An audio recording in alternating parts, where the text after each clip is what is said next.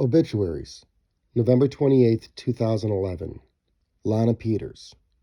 Stalin's daughter lived in Wisconsin, quietly.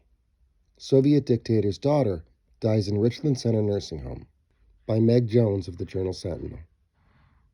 Joseph Stalin's daughter lived an unusual and peripatetic life, defecting during the Cold War, living in numerous countries, writing a best-selling memoir, and when she succumbed to cancer last week at the age of 85, she died in relative obscurity in southwestern Wisconsin.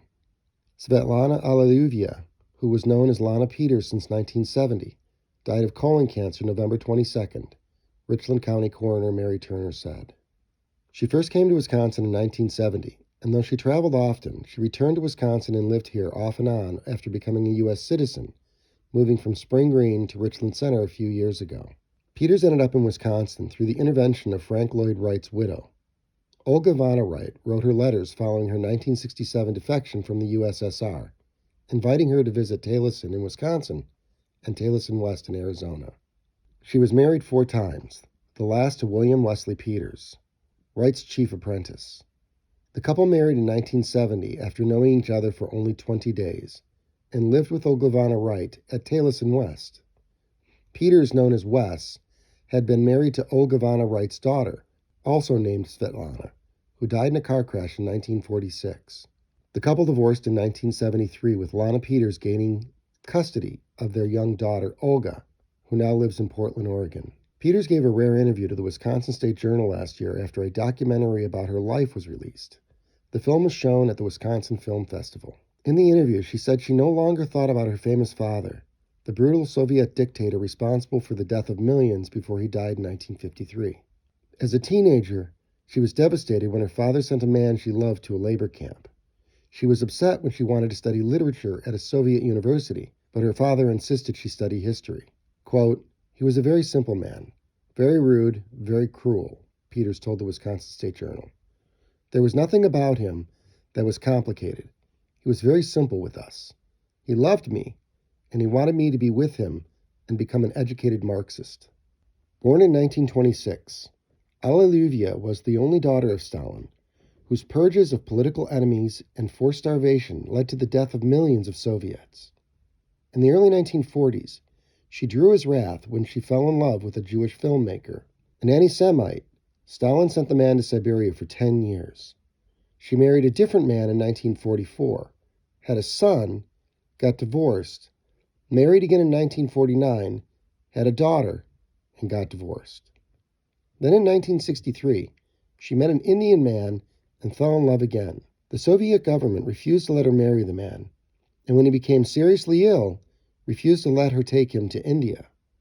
After his death, Soviet authorities eventually allowed her to take his ashes to his home country. While she was in India, Alliluvia stunned the world when she walked into the American embassy in New Delhi and asked for asylum. A few weeks later, in April 1967, she flew to New York. Her defection was embarrassing to the USSR, and the Soviet press attacked her character, describing her as a sick woman. It was big news in the United States at a time when America was fighting communism in Vietnam and the Cold War was particularly frosty. Her adult son and daughter remained behind in the Soviet Union. Quote, "I fully expected to return to Russia within 1 month's time. However, during my stay in India, I decided I could not return to Moscow," she said when she arrived in New York. "It was my own decision, based on my own feelings and experiences, without anyone's advice or help or instruction." She brought with her a manuscript, which she had sent to India with the help of friends because she feared it would be confiscated. She completed her memoirs, 20 Letters to a Friend, later in 1967. The bestseller gave an intimate look into the life of Stalin, graphically describing his execution of friends and family. Quote, "I switched camps from the Marxists to the capitalists," she recalled in a 2007 interview for the documentary Svetlana about Svetlana. But she said her identity was far more complex than that and never completely understood. Alliluvia wrote 3 more books, including Only 1 Year, an autobiography published in 1969. Her father's legacy appeared to haunt her throughout her life. She denounced his brutal policies, but often said other Communist Party leaders shared the blame. After living in Britain for 2 years, Alivia returned to the Soviet Union with her American-born daughter Olga in 1984 at age 58, saying she wanted to be reunited with her son and daughter she left behind.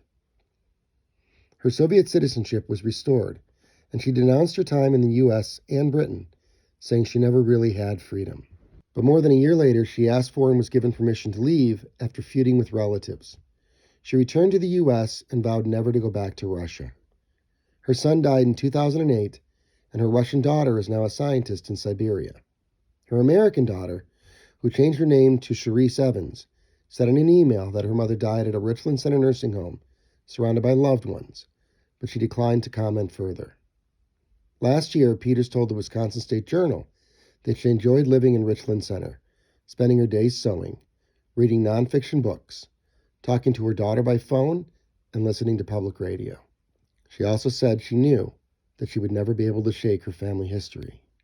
Quote, "Wherever I go," she said in the Wisconsin State Journal interview, "here, or Switzerland, or India, or wherever, Australia, some island, I always will be a political prisoner of my father's name."